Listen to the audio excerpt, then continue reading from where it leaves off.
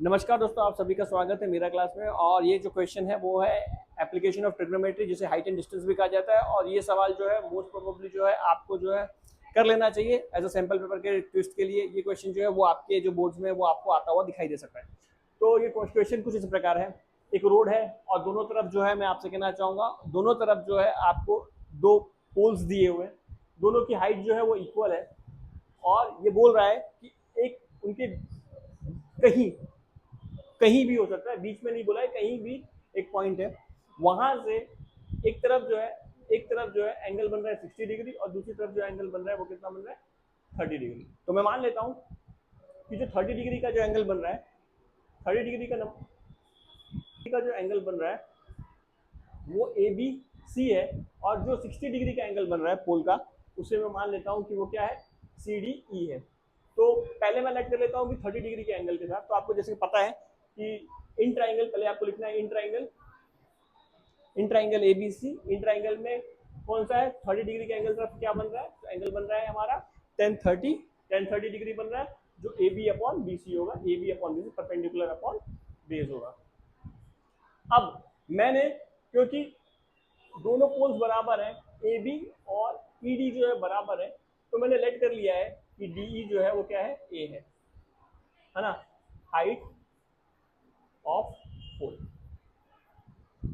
और उसे मैंने ए लेट कर लिया, जो आपको लेट कर लेना चाहिए। तो आपको पता चला ए बी की जो वैल्यू हो जाएगी वो हो जाएगी ए अपॉन वाई और अपॉन 1/√x। अब मैंने जो है ये जो बी सी है, ये वाला जो बी सी है उसे मैंने वाई लेट किया है, और यहाँ पे जो डी सी है उसे मैं एक्स लेट कर रहा हूँ। तो इससे जो मेरा एंगल आंसर पहला इक्वेशन बन जाता है वो बन जाता है ए यहीं पे रहेगा, रूट वाई वाई वहाँ जाएगा, तो मेरा जो वाई अपॉन √3 इक्वल्स टू 1। अब मैं दूसरे ट्राइंगल पर आ जाता हूँ। जो ट्राइंगल है मेरा सी डी ई, उसका जो एंगल है वो है 60 डिग्री, उसका एंगल जो है वो 60 डिग्री है, और जो बनेगा D E upon D C. अगर मैं डी ई की बात करूँ तो डी ई मैंने आपको लेट किया था क्या, ए, तो आपका आ जाएगा ए अपॉन एक्स, जो 10 60 की वैल्यू जो होती है वो क्या होती है, √3 is equals to A by X. अब अगर मैं इसको करूँ तो एक्स इधर चला जाएगा, तो मेरी वैल्यू हो जाएगी, सेकंड इक्वेशन मेरा हो जाएगा a इक्वल्स टू √3x। अब अगर मैं बात करूं तो ये वैल्यू अगर मैं पुट करता हूं किस में, इस इक्वेशन में पुट करता हूं, कौन सी वाले में, फर्स्ट में। तो यहाँ पे लिख देता हूं पुटिंग वैल्यू ऑफ इक्वेशन 2 इन 1।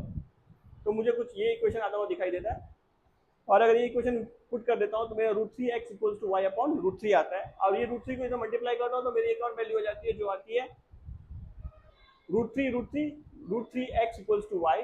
यानी कि ये इक्वेशन जो होता है वो इक्वेशन थर्ड बन जाता है। पर क्योंकि मुझे पता है कि बी डी जो है, बी डी की जो लेंथ है वो कितनी है, 80 डिग्री है, तो 80 डिग्री है, तो y की वैल्यू जो है मेरे लिए क्या हो जाएगी, 40 माइनस एक्स इक्वल्स टू 4। तो अगर मैं ये इक्वेशन 4 जो आया मेरा, ये वाला जो 80 माइनस एक्स है, जो लेंथ थी किसकी, दो पोल के बीच की लंबाई, तो अगर उसको रखता हूँ और उसको इक्वेशन थर्ड के साथ सब्स्टिट्यूट कर देता, पुट कर देता हूँ, तो मेरे को जो आंसर मिलता है 3x equals to 80 minus x, जो मुझे मिल जाता है कितना, x इक्वल्स टू 20 मीटर्स।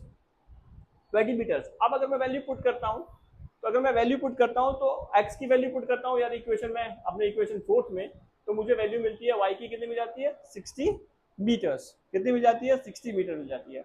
अब क्योंकि उसने बोला है कि पोल की हाइट फाइंड करो, तो आपको सिंपल सा बात है, पुटिंग द वैल्यू, जो भी वैल्यू आई मेरी, जो भी वैल्यू आई y की, जो वैल्यू आई वो वैल्यू अगर मैं 60 अपॉन √3 रख देता हूँ फर्स्ट इक्वेशन में, अगर मैं y की वैल्यू रख देता हूँ 60 अपॉन √3 रख देता हूँ, और इसको स्प्लिट कर लेता हूँ 20 इंटू 3, तो √3 कट जाएगा और मेरा आंसर आ जाएगा 20√3, तो जो इसका आंसर होगा। तो ये इक्वेशन जो है काफी डिफिकल्ट सवाल है, क्योंकि इसमें बहुत सारी चीजें पूछी गई है और छोटा सा एरर इसमें हो सकता है। तो इस क्वेश्चन को जरूर अपने बोर्ड्स के एग्जाम के पॉइंट ऑफ व्यू से जो है इसे जरूर कर लें।